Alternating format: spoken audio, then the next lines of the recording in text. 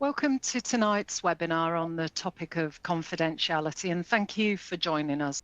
So this evening, I'm joined by John Makin, who is the head of the DDU, and John and I are going to take you through some basic principles of confidentiality and disclosure. And we'll talk about and discuss how this applies not only to you, but to the wider dental practice team, including non-clinical staff. So by that, I mean non-registrants. As you know, members can contact us on the advice line, and we do receive lots of inquiries about this topic. I do appreciate it's not the most exciting subject, but it is really important, and John and I will do our best to try and make this hour as relevant and as interesting as we can. So for purposes of CPD, you can see on the screen now the aims and objectives of the session and the overview of what we're going to talk about tonight. Essentially, we're going to split the webinar into two sections. And in the first section, we'll look at the legal, ethical and contractual duties of confidentiality, and we'll review the key principles of data protection. We'll look at how this applies to vulnerable groups, in particular children. And in the second section, we're going to turn our attention to disclosure and look at how requests for disclosure of confidential information can be appropriately managed. So let's get started. In a moment, John will begin by outlining the key principles of confidentiality. And I'm going to hand over now to John. Thank you, Jo. Hi, good evening, everyone, and welcome, whether you're watching online or on demand or live. As Jo said, this is an important topic, and it's one that I think the public are increasingly alive to, and probably the reason for that is that whenever we go online, we're sort of bombarded with privacy messages, etc. And while this issue isn't necessarily at the center of matters that we deal with, such as complaints, etc., data and confidentiality issues are increasingly in the mix of sort of side issues that have to be dealt with.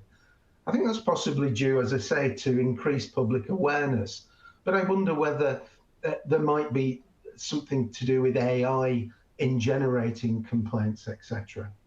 And that sort of feeding all these additional things in. We've got a variety of different colleagues on the call today, some of whom will make and control practice policies on data protection and confidentiality, and others who will apply and abide by those policies once they're made. And that will vary necessarily according to local circumstances. So as Jo said, everyone needs an awareness and working knowledge of this, and we'll discuss the general principles that apply. So if we look at first principles of confidentiality, obviously looking after patients, we need basic and personal information from those patients to help us advise them fully and appropriately. So all the information that you come by in respect of your professional relationship with that patient must be treated as confidential. Patients have a right to privacy, and we're in a privileged position of trust, and therefore we should only use that information for the purposes for which it's given. And we'll come to that in a bit more detail later on. So this requirement, upholding that trust, respecting that trust, is one of the central tenets of medical professionalism, as you can imagine. So the duty of confidentiality extends well beyond just clinical records. It includes all the correspondence between you and the patient, emails, phone conversations, appointment information, costs, etc.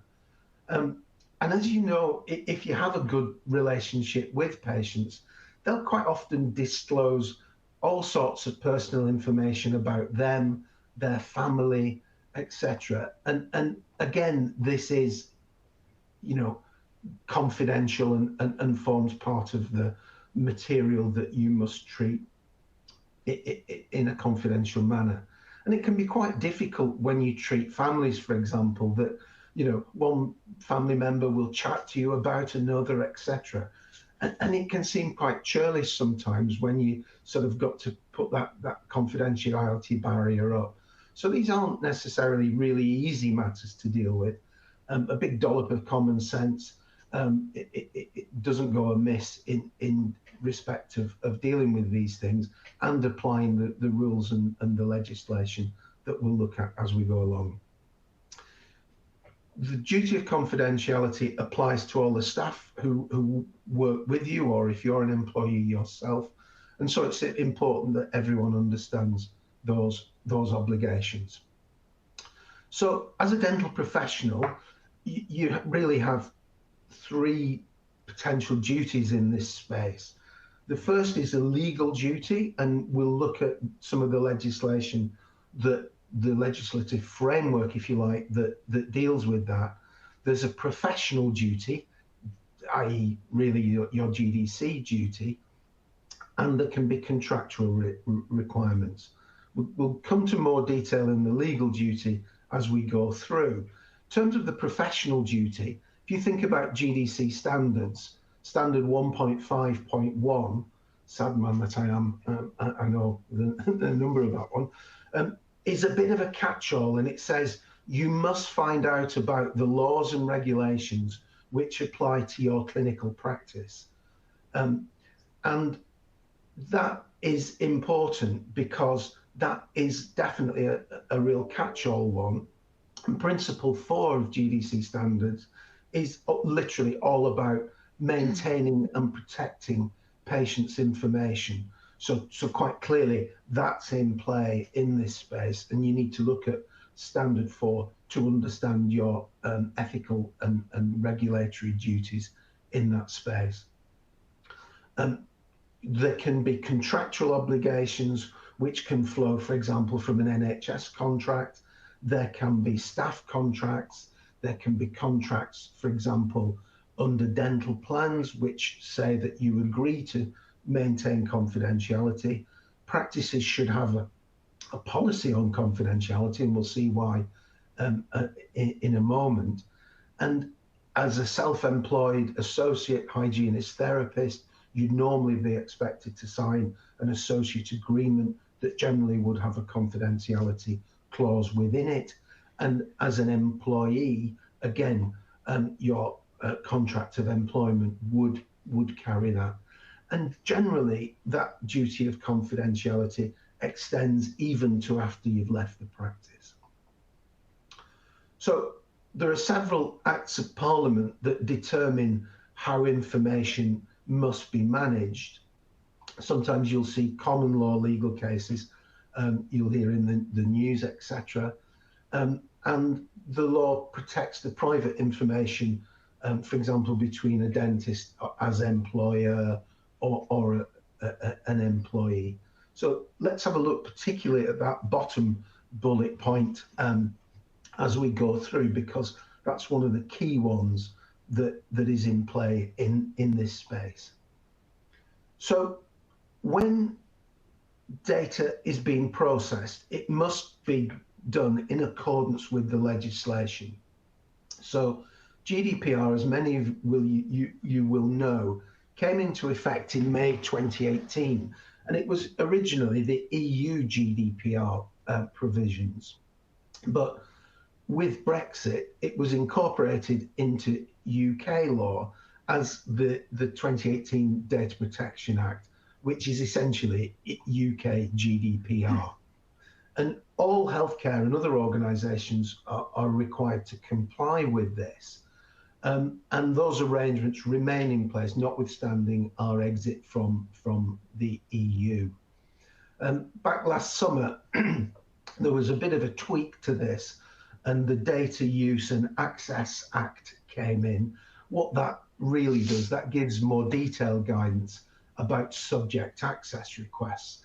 And in summary, in short, it clarifies that organisations are, if a subject access request comes in, they're required to carry out reasonable and proportionate searches for personal data in response to that subject access request. We can see some questions popping up already, and we'll deal with some of these as we go along, and some of them at the end.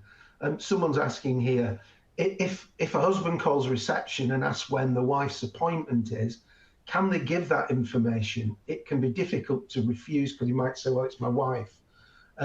Does it make any difference if the practice have seen them before and staff are sure they're husband and wife? I think, and that's a really good example of what I was saying earlier, that it can seem awkward and it can seem churlish. But, you know, what if that partner is checking to see whether that person is telling them the truth, or whether they're somewhere they shouldn't be, or whatever, and you get the picture. So I think even in that circumstance, you'd have to respectfully say, I'm really sorry, and I appreciate this might seem awkward, but we do have a duty of confidentiality, and we might you know, be unable to provide you with that information. And that does show that it's a really good question, and it does show that sometimes it can be challenging to apply these things in the right way. Later on, we'll come to some where someone asking about appointments and things, there might be an overriding duty to answer that. And that comes in when someone's safety is at issue, or someone's, you know, missing, or whatever it might be. We'll come to that in a minute, but thanks for the question. So we're going to look at the GDPR, and we're going to look at the GDPR principles. Now, some of the key principles are, and they're set out in the Act, that data is processed lawfully, i.e. you're allowed to have it and process it, and you do so in a transparent manner. And that really probably goes to your privacy policy, and the transparency comes from that because you tell people how you're going to deal with their data and what you're going to do with it, and that you collect it for specified, explicit and legitimate purposes. And what does that mean? Well, if patients give you their data for one reason, i.e. so you can contact them, remind them of their appointments and all the rest of it, that might not give you permission to use it for a different purpose, i.e. for inviting them to an Invisalign evening, or sending them marketing material, or whatever. And that's why I say sometimes local provisions are important, but that is one where you need to be careful the reason you have the data, and that you only use it for that reason. There's another question whereby there's a thing called data minimization, whereby you only hold the information for the purpose for which it's given, and you only hold the information to the extent that you need it. It's important to keep the accurate information, and that it's all up to date, and that it's kept in a form which permits identification of the subject for no longer than is necessary. And again, we'll talk a little bit about the time frame for holding information as well. So again, the processing is, you know, in a correct manner. There are protections in your systems that protect the information from unauthorized processing, so, you know, firewalls against someone hacking into your system and all the rest of it, and that you act in a responsible way, and that you can demonstrate compliance and appropriate systems in place to protect and manage information. And that can be things like records of staff training, etc., and information of that nature. So you know, you might be called upon at some point to demonstrate how you've endeavored to comply with these principles and what you've done about it. So we've got two groups of people. We've got data controllers and data processors, and we'll look at this in a bit more detail in the next slide. So data controllers are responsible for compliance with the data protection laws at that location and obviously in that particular practice. The data controller must exercise overall control and be involved in decisions about the release of any data from the practice. And there can be a variety of reasons why data would be released in terms of request for information from the patient themselves, from third parties, etc. And we'll look at that as Joe and I go through over the next 3/4 of an hour or so. Commonly, the practice owner would be the data controller. Now, not uncommonly, we're asked by self-employed associates, therapists, hygienists, if they need to register with the Information Commissioner as a data controller.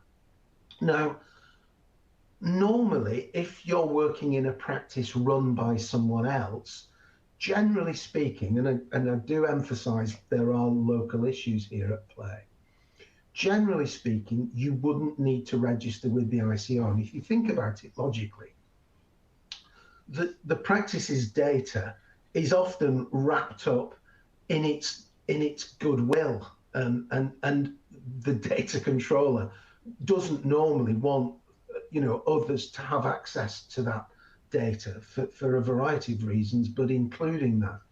So if you're working at a practice where you generally don't have control over the data in terms of that definition, then you shouldn't sign up as a controller just to be on the safe side, because it can be quite onerous to be a data controller, and you shouldn't sign up to that duty, if you like, unless you're in a position to discharge that duty fully and properly. Now, there is a caveat to this. If you take patient data out of the practice and hold it personally on your computer or in hard copy, then you would be a controller and would need to register.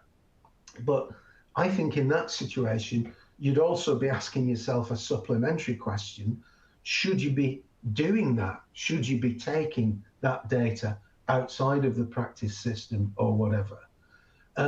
Because the reality is that you may well be in breach of the practice's data, the data policy. You may be in breach of your contract, whether it be as an employee or as a self-employed individual, and there may be issues around patient consent. And sometimes we've seen cases where there are issues about ownership of data when someone leaves the practice. So I think those are the general principles around data controllers and data processors. Again, local issues, but do make sure if you're taking data from the practice that you're entitled to do so within the practice's rules. So let's look at the rights that individuals have under data protection legislation. So they need to know who does what, who the data controller is, and who the data protection officer is, if there's one needed. All NHS practices are considered to be public bodies and therefore would need to appoint a data protection officer, whether it be an individual one at the practice or a shared one. And you can see on the ICO website information about how to go about that. Right of access, we see lots of patients asking for copies of their records, and they're entitled to a copy of their records within a calendar month at the latest. Now, generally speaking, we would advise, and we've got another webinar coming up in April in details on records and everything related to that. So tune in for that for more information about records specifically. But within a calendar month, but generally speaking, we would suggest you don't keep patients waiting. because things can be bottled up and can get worse if people think they're being ignored or whatever.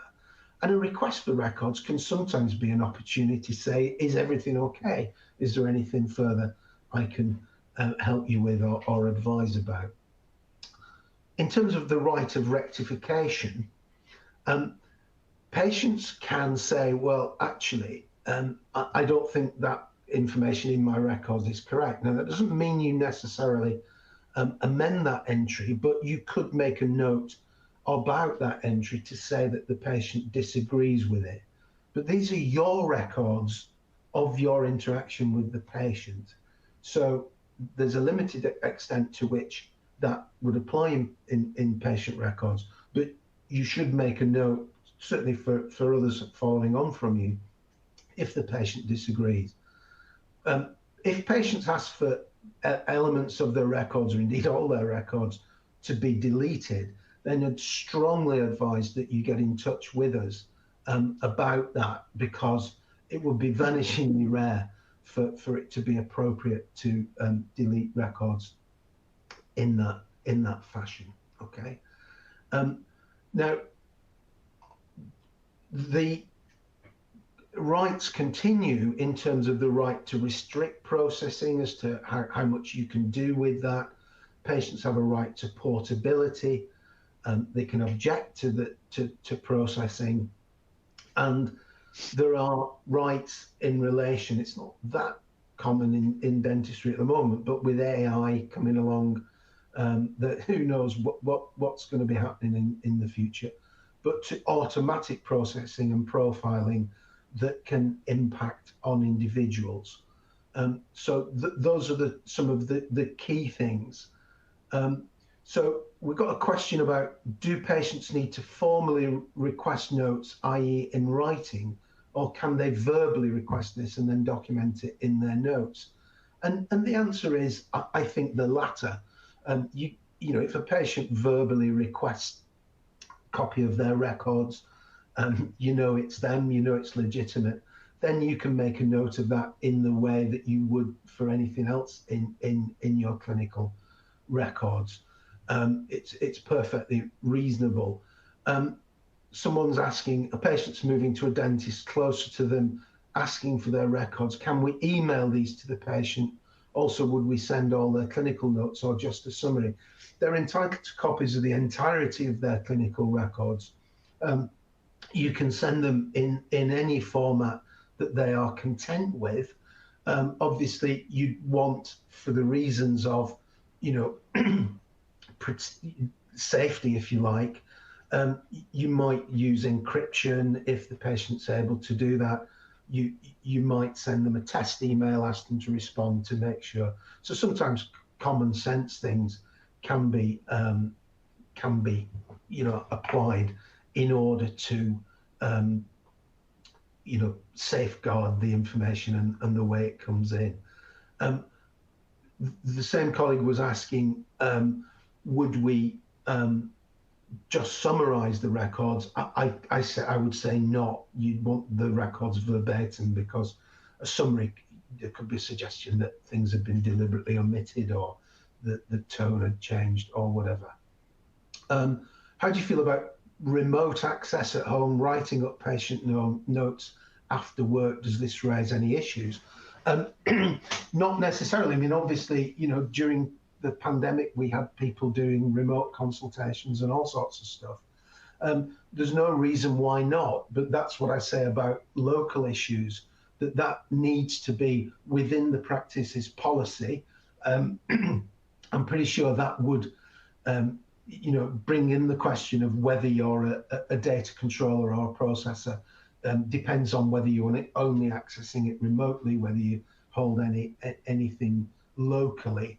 But the policy would need to sort of reflect the fact that you're doing that, and the safeguards on access and encryption,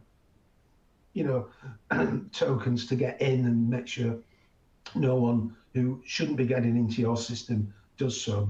But it's a modern world and things move on. Can patients pre-op and post-op pictures be taken on a mobile phone?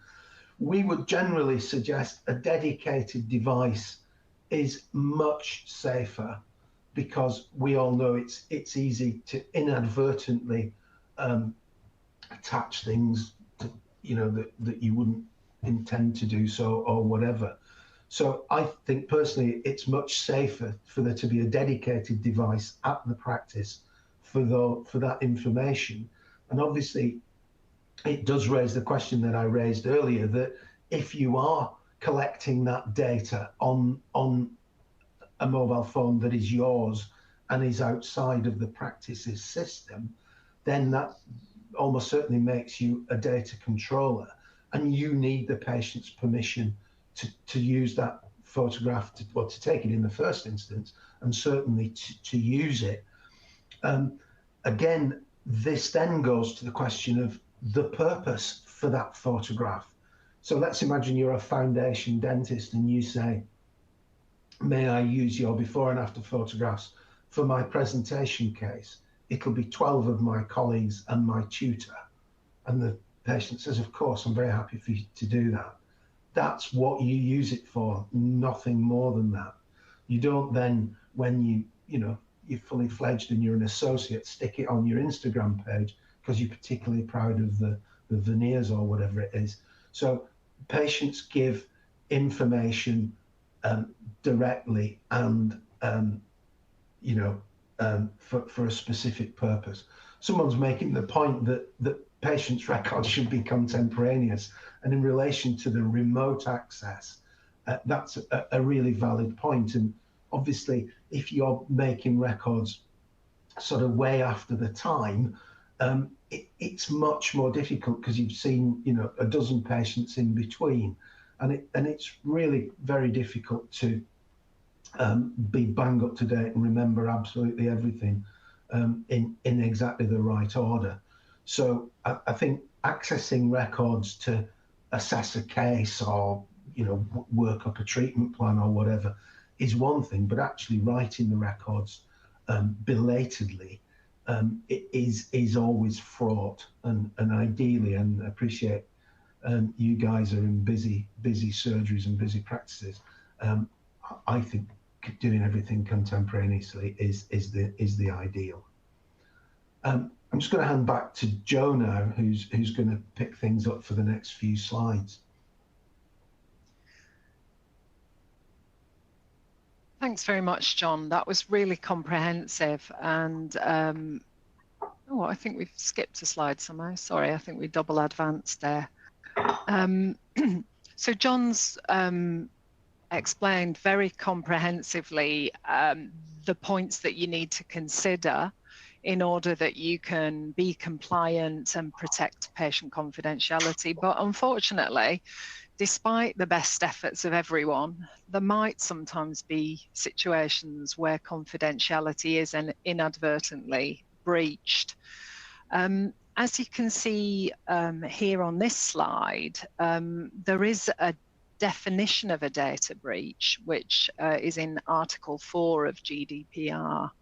And the ICO defines a data breach as a security incident affecting the confidentiality, integrity, or availability of personal data.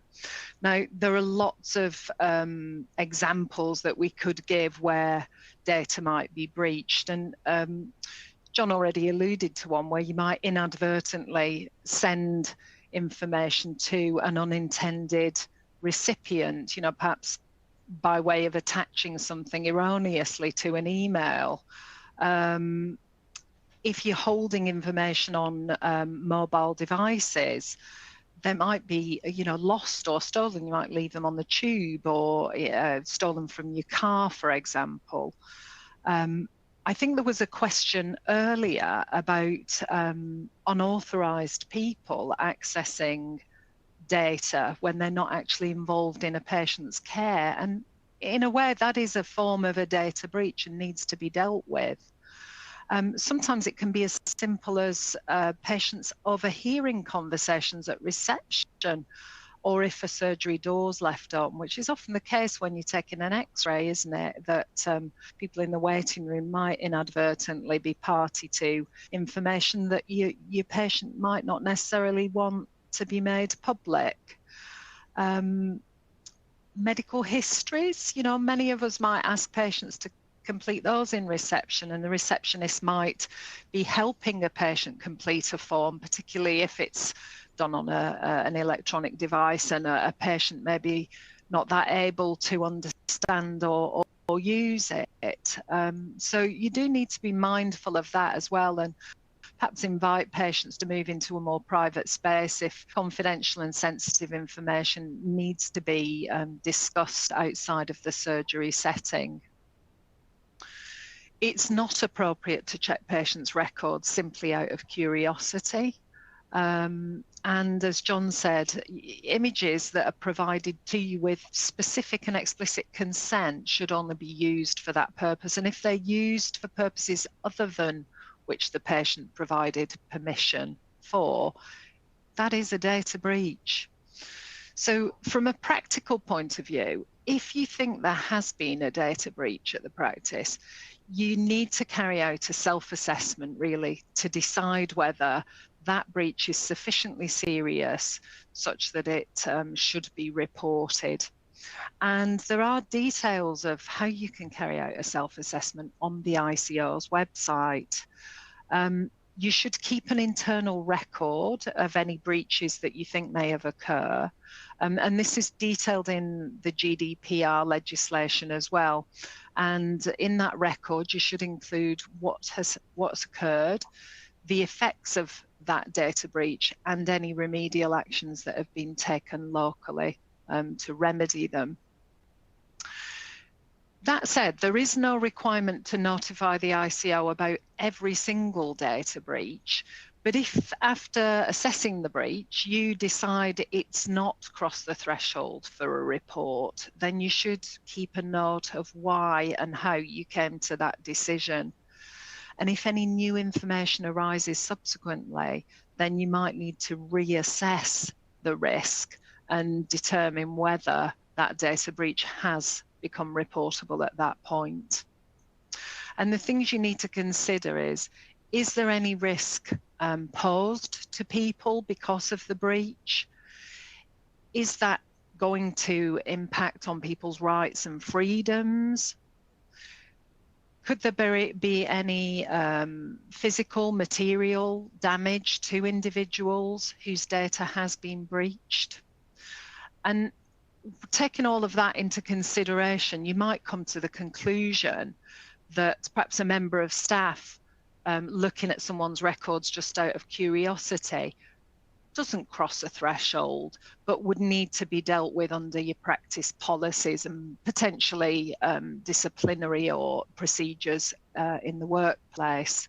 But you do need to record how you've come to the decision not to report it, because if you were questioned about that later, you would be expected to be able to justify why you hadn't reported it at the point of becoming aware of it. There are some different rules for reporting depending on whether you're working in an NHS and mixed practice or a purely private practice. If you're in an NHS or mixed practice in England, then data breaches should be reported using the Data Security and Protection Incident Reporting tool, which will report relevant incidents to NHS Digital, the Department of Health and the ICO. Private practices can choose whether they want to use that tool or simply report it using the ICO breach reporting tool. So there's a bit to think about if you suspect that there's been a data breach at the practice. Obviously, you need to make the data controller aware, because ultimately, as John said, they are responsible for data security and will be the one that makes the assessment and provides the report if it's necessary to do so.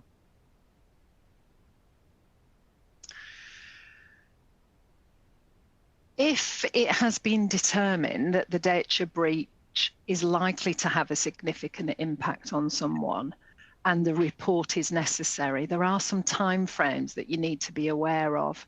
the ICO require that to be reported to them within 72 hours of the organisation becoming aware of the breach. Now, there might be situations where the practice is aware of a potential breach that might possibly be reportable, but before they can decide whether they need to report it or not, they need to do some further investigations to work out the extent and the significance of the impact. And sometimes those investigations might take longer than 72 hours to do. But essentially, as soon as the investigation's concluded and a decision to report has been made, then that report should be submitted within 72 hours. It might be in some circumstances also necessary to let the patients know that there's been a breach of their data. But before you do that, we'd always urge you to contact your defence organisation for advice, because it may not be necessary to, alarm a patient of a data breach if in fact it's not going to have any impact upon them. So do seek advice before you go sending letters out to patients, alerting them to data breaches. As I've said earlier, if you decide you don't need to report the breach, you do need to be able to justify how you reached that decision and document how you came to the decision. I think all of this really reinforces the importance of appropriate staff training and ongoing maintenance of training in this regard, so that all members of the team are alive to the fact that data breaches need to be recognised and reported up to the data controller so that the appropriate assessment can take place. The GDC doesn't make specific reference to data breaches, but I do know that Standard 1.3 says you must be honest and act with integrity. And if you read this in combination with Standard 4.5.1, which says you must make sure that patients' information is not revealed accidentally and that no one has unauthorized access to it by storing it securely at all times, it does seem advisable to inform patients of data breaches, even if a mandatory notification isn't needed. So as John explained, confidentiality really is central to the relationship and trust between you and your patients. They give us confidential information about themselves, and they expect us to, protect that. They've given you a secret, and unless they've given you permission to disclose that to someone, then you should keep that secret tight. Principle 4 clearly sets out that the duty of confidentiality could result in a complaint or investigation by the regulatory body. And non-registrant members of the dental team need to be made aware of their duty to protect patient confidentiality too. If you do have a breach of confidentiality, it can be doubly negative, really, because it doesn't only damage the trust in the relationship, which is critical for your management of patient care, but it can also cause harm to patients by making the information public. It can cause reputational damage as well if it becomes public knowledge that the practice has leaked information that should have been held in confidence. Ideally, all staff at the practice should have a clause in their contract about confidentiality. And as John mentioned before, whether this is employed staff or self-employed individuals, it's often the case that contracts will have confidentiality clauses in them. And you might want to review your contract and check whether there's anything in there that applies to you. It's also important that staff receive training on confidentiality in the Data Protection Act, and that if there is any mandatory training, it can be helpful to set that out clearly in a staff contract of employment, so that members of your team are aware of the requirement that you set upon them. We see lots of situations where patients are unhappy, and I mentioned earlier where staff are talking about patients in the reception area or surgery doors are left open, and often it isn't the registering clinical staff who are, responsible for this. So staff training, super important. Discussing these matters at team meetings can be really helpful. Make sure that all the team are on board and aware of their responsibilities. It's also one of the odd situations that has come to light as well, is that if staff are searching for patients out of curiosity, perhaps on social media sites, that can sometimes alert patients to the fact that their identity or data has been breached inappropriately too. So there's lots of quirky situations that might give rise to complaints that relate to confidentiality. It is important to realise that your duty of confidentiality to your patients extends to your online dealings as well as to offline. And the GDC standards do include guidance on protecting patients' confidentiality on social networking and blogging sites. I think it's standard 4.2.3 that's relevant here, and the GDC states you must not post any information or comments about patients on social networking or blogging sites. And if you use professional social media to discuss anonymised cases, you must be careful that the identity of the patient isn't disclosed. So do have a look at the GDC's guidance on social networking. Unfortunately, social media has blurred the boundaries between public and private life.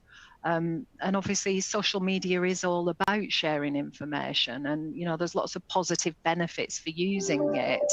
But it is important that you take care not to disclose anything that's been given to you privately online.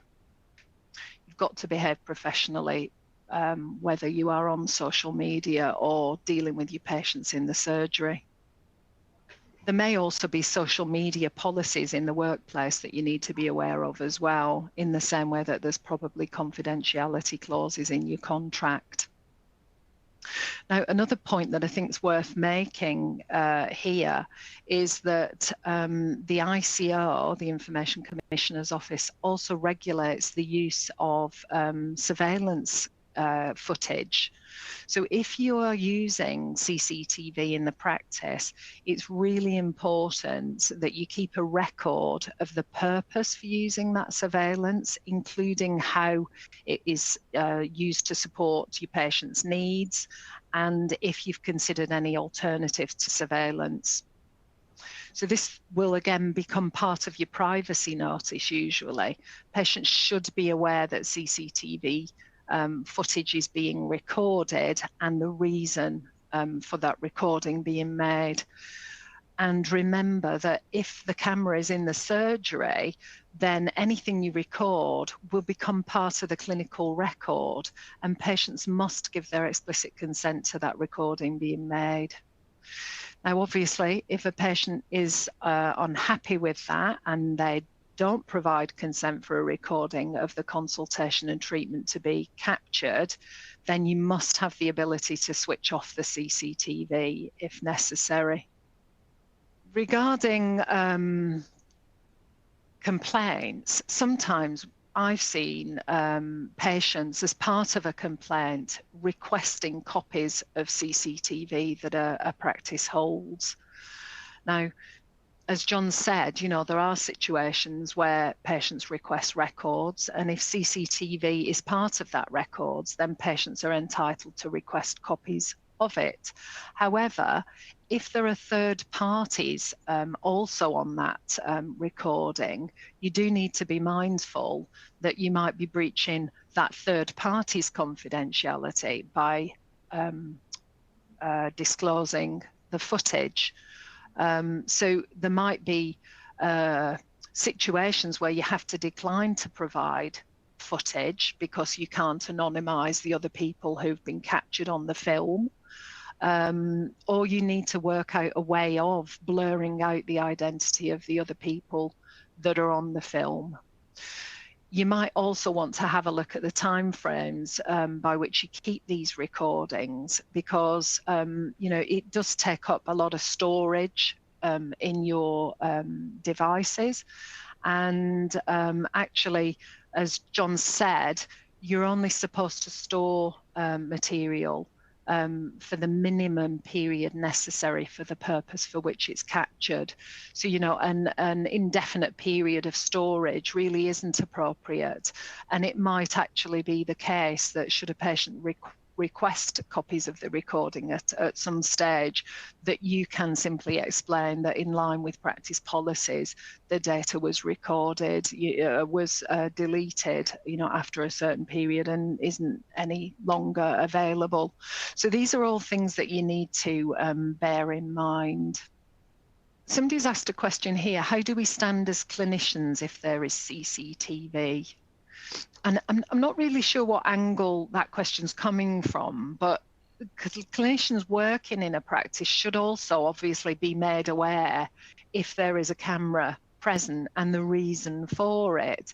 And I think if you're uncomfortable and have concerns about that camera being present, or if your own sort of consultations and conversations being recorded, then the sensible thing to do would be to arrange a meeting with the person responsible for the camera, just to discuss your concerns, in a professional way, so that they can understand why you've got reservations. And hopefully through that professional conversation, you'd be able to come to some mutually agreeable arrangement about whether it's appropriate for that camera to be placed where it is or not.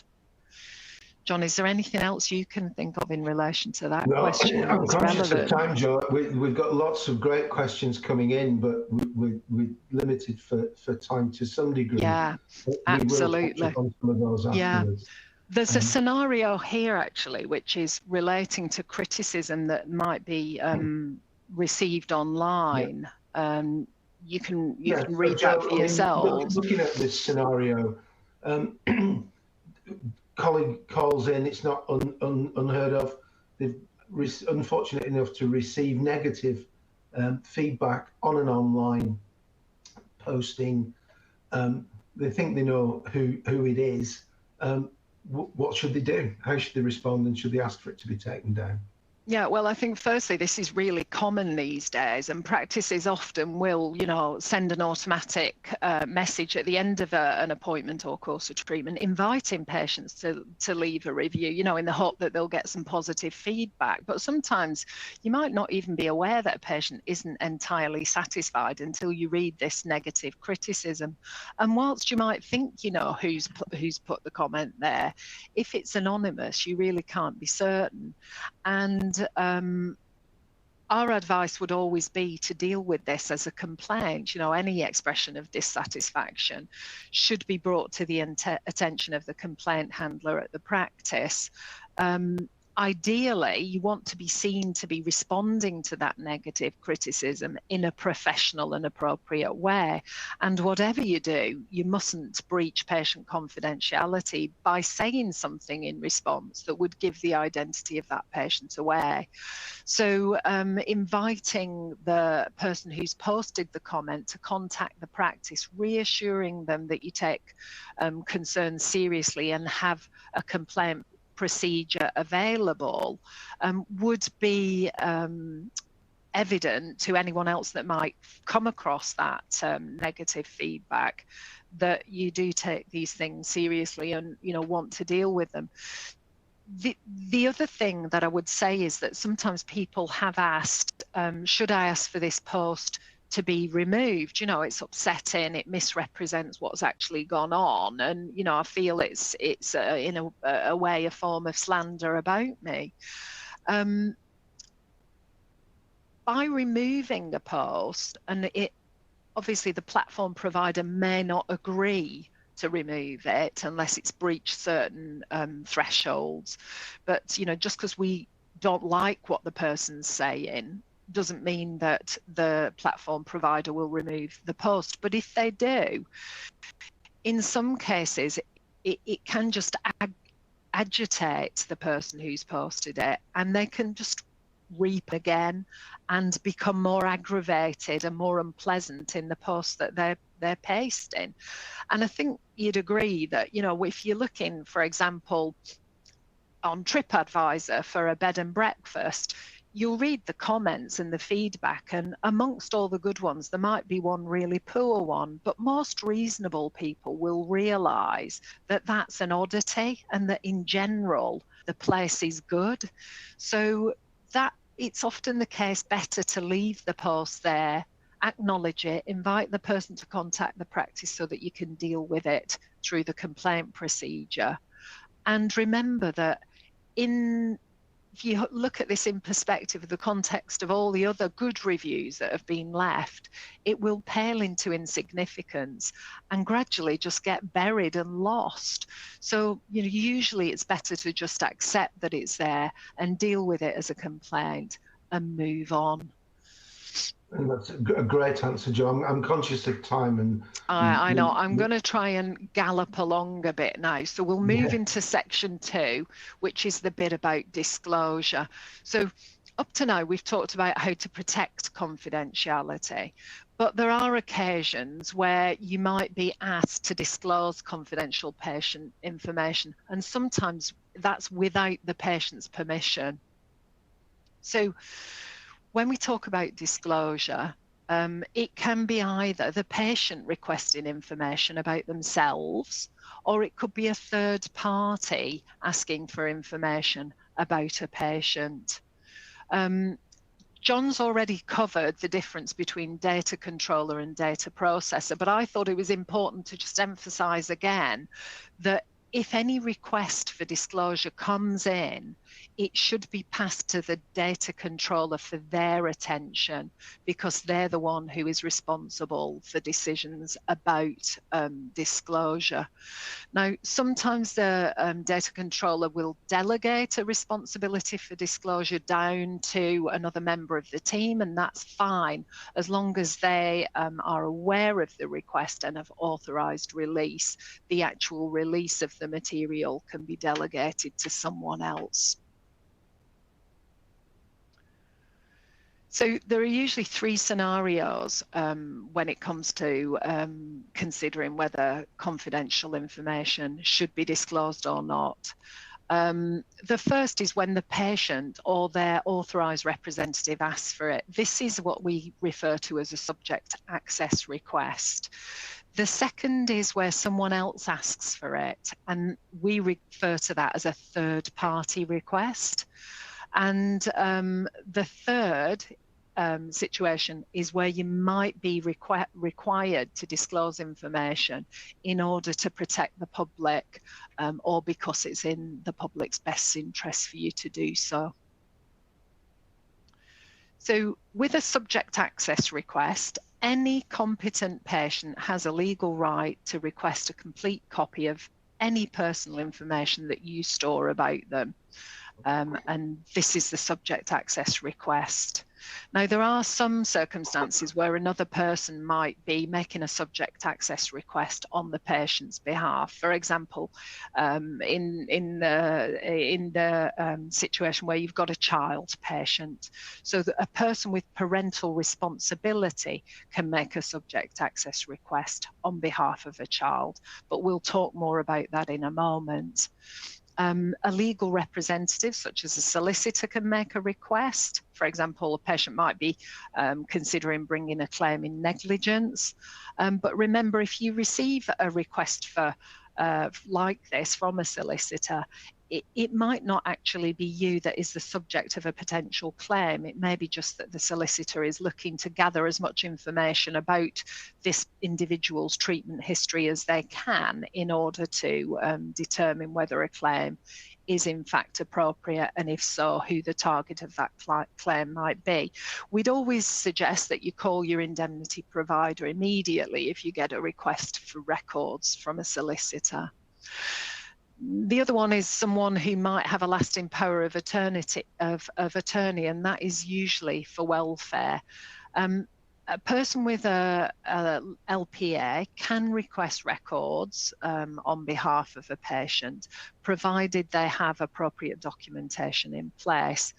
It is important to realise that an LPA only becomes valid once that individual patient has become unable to make their own decisions, has lost capacity, can't consent for themselves.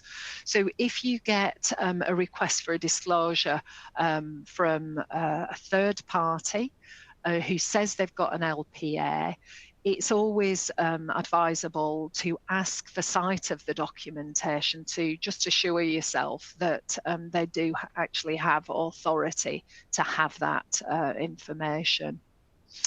More recently, the DDU's seen advocacy groups requesting information on behalf of patients who might be unable to express concerns or request data for themselves. So, for example, patients who've had a late adult diagnosis, perhaps of autism spectrum disorder, they might have struggled historically to communicate their needs or concerns, and can now access support through advocacy groups who can communicate a request on behalf of the patient.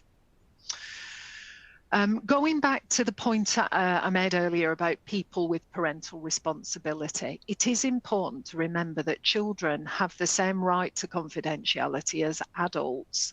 However, someone with parental responsibility can make a subject access request for records, and generally if they do, you should comply. There are occasions where you might refuse the request, and for example, if you think that disclosing information might lead to that child being harmed, or if certain information was given to you by a child in confidence. It can be quite a complex area and it's fraught with risk. So if you're in doubt about any particular circumstances, we'd always say delay and seek advice before you take any action. It's wise also to maybe just, if you're not sure if the person has a legitimate parental responsibility, if you're not you don't know the mechanism by which they're claiming that they have this authority, you can always ask for documentation. Just as a point, parental responsibility is automatically given to the birth mother. It can be removed by an order of court. A father automatically has parental responsibility if they were either married to the mother at the point of birth or if they're named on the child's birth certificate. There are various other mechanisms by agreement, adoptive parents, court-appointed guardians, step-parents, and so on. So if you're in doubt, you can always ask them by what mechanism they've acquired parental responsibility, and delay a decision to release any information until you're satisfied that they have authority to request it.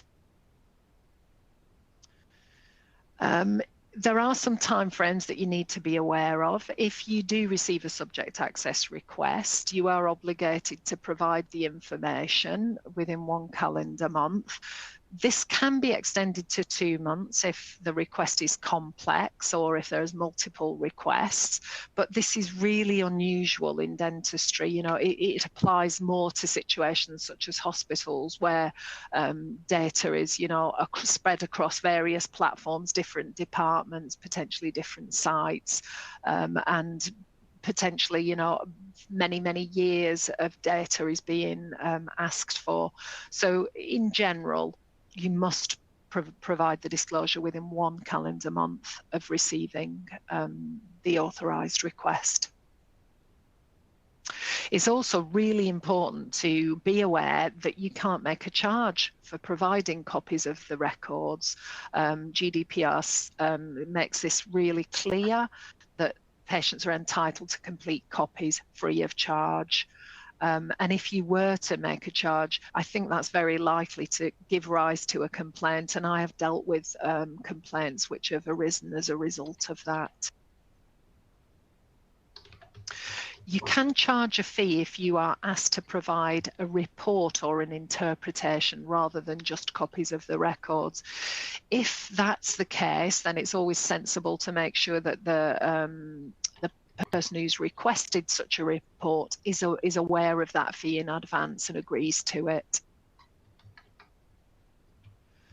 It's also really important to remember that confidentiality extends beyond a patient's death. It's often the case that family members of deceased patients might request information, but it's important to remember that the next of kin doesn't necessarily have an automatic right to the information. There are certain circumstances where individuals can legally request information that you have about a deceased patient. And for example, the Access to Medical Records Act provides a mechanism for a patient's personal representative to apply for access to records of the deceased. The personal representative would usually be the executor of a patient's will or the administrator of their estate. However, there are some situations where a patient might have specifically insisted on confidentiality being maintained after their death whilst they were still alive. And if they've done that, you should respect their wishes. The other circumstance where someone might legitimately request information about a deceased patient is when they potentially have a claim arising. Again, that's unusual in dentistry, but if someone requests records in these circumstances, it's best to contact your defence organisation for advice, delay, and advise the person requesting it that you will respond once you've sought advice. Now, there are other parties who might request deceased patient records, and I think John will touch upon that when we get to third-party requests. Before that, I just want to talk very briefly about what happens with patient complaints. Now, usually a patient will complain about their own treatment, and if they do, that's pretty straightforward. You can deal with that and respond to the patient directly. But it is sometimes the case that someone else does the complaining. It might be the patient's partner, parent of an adult child, even these days. And whilst anyone is entitled to make the complaint, that doesn't mean that you have to respond to that person. And in fact, if you do so, you might inadvertently breach patient confidentiality. So before you respond to somebody who's making a complaint on behalf of a patient, you need to satisfy yourself that the patient is aware and provides their permission for you to liaise with that person regarding that complaint. If you can't obtain the patient's permission to respond to the complainant, then there are a couple of ways you can get around it. You can respond directly to the patient, telling them that a complaint's been received about care provided to them, and inviting them to share the response with someone else if they would like to do that. Sharing records with colleagues who've left the practice for the purpose of resolving a complaint would usually be covered in a practice privacy notice. And if that data is anonymised, it can also usually be shared with a defence organisation without any issue. If the privacy notice doesn't cover that off, then the data controller would need to seek patients' permission before records were passed to a clinician who's left the practice. Now, I've tried to speed up a bit, but I'm going to hand back to John now, who'll also go on fast forwards. Thank you, Jo. Absolutely. I'm conscious of time, and I'm grateful to colleagues for sticking with us, giving up their evening. I'll try and deal with this final section succinctly. So we can get third-party requests from a variety of people there that you can see in this slide: solicitors, police, coroner, social worker in respect of a GDC investigation, and sometimes from the patient's new dentist. And let's have a look at how we might deal with those requests. The general rule is that you always have patient consent to disclose information to a third party. There are one or two exceptions, one or two caveats. So there are certain acts that would require you to provide information, the two at the top there, and it can be a criminal offence not to comply with that. So, for example, the Road Traffic Act, if a police officer asks you and you know who was driving a particular vehicle at the time it had an accident or whatever, you'd be compelled to give that information. The police or others can come with a court order, which of course you would be required to observe. The coroner has quite swinging powers, and again, an officer of the coroner's office is entitled to request records, and sometimes there's an overriding public interest that we'll look at in a minute. If the police request information, then we've got to ask what the purpose is. It's generally quite a high bar. Is it serious crime that warrants the disclosure? What do they want? And why do they want it? Is the whole record necessary? Can you just give very limited information? Can they get the consent from the patient? If not, why not? i.e., it would frustrate their purpose and someone might take flight or whatever. And generally speaking, you would reserve your position and take our advice, because it's not something that's going to happen day in, day out. So safeguarding, obviously, children's best interests come first and vulnerable adults come first, and there may be circumstances where you would make a disclosure to protect a child or a vulnerable adult. There may be a circumstance where someone, for example, is unfit to drive, and you know they're unfit to drive, but they're going to do so anyway. And obviously some of these situations in relation to people's occupations, etc. It's more for our medical colleagues, but serious communicable diseases can have an overriding public interest and a disclosure there. And in relation to serious crime, generally the bar's quite high. Once again, seek advice before you determine that overriding public interest is there. And as Joe said earlier on, show you're working out. It's a good idea to have an audit trail of what you did, why you did it. And you're less likely to be justifiably criticised if you have that audit trail. So it's a balancing act, balancing potential harm or distress to the patient, damage to the relationship, potential harm to others, with benefit to the individual or to society in general. You're not going to come across these every 5 minutes, so there's an opportunity to contact us and talk to us. There's a reasonable filter here. Do I need the patient's consent? Generally, yes, you do. Do I have it? You know, if you do, it shouldn't be a problem. If not, should I get it? And you've got to consider there whether, for example, asking for the patient's consent would frustrate the purposes of the police or whatever. And what if they refuse? Should you go ahead in any event because of an overriding public interest or legal situation that means you've really got no option but to disclose? Disclosure, generally speaking, colleagues ask us about disclosure. You can discuss it with colleagues. Normally the data controller is the person, as Joe said, who would authorize disclosure of information and apply the various rules that we've talked about. And of course, we're always here. Pick the phone up. We'll talk things through with you. And remember, it doesn't affect your subscription if you call us up. We're going to finish with a very quick scenario. And it's, again, not uncommon. Social worker calls the practice asking for details. Receptionist isn't sure. What should they do?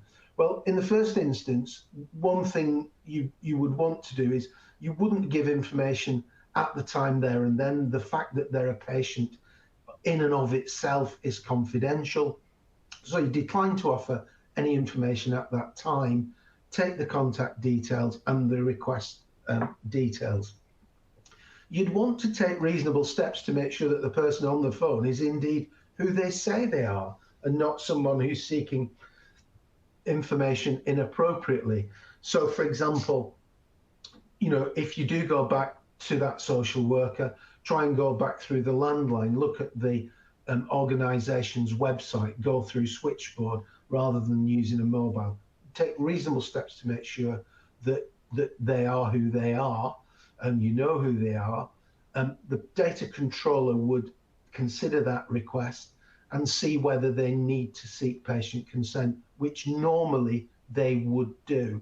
If the patient refuses, then the social worker would need to explain why they think you should breach confidentiality, and indeed they might need to seek a court order. Again, it's not going to happen every 5 minutes. Pick up the phone and give us a call. We've answered quite a few questions as we've gone through, and thank you very much for all those questions. There have been lots of them. We are out of time, I'm afraid. We will pick them up and publish them at the answers on the DDU's website as soon as we possibly can. The webinar is recorded and will be available online. There's a CPD quiz for you to get your certificate. Thank you very much for your attendance for those of you who've joined us live. I hope that we've covered some topics that are of interest to you. And thank you so much for giving up your evening. Those of you who watch on demand, again, don't hesitate to contact us if we can be of assistance. Thank you very much.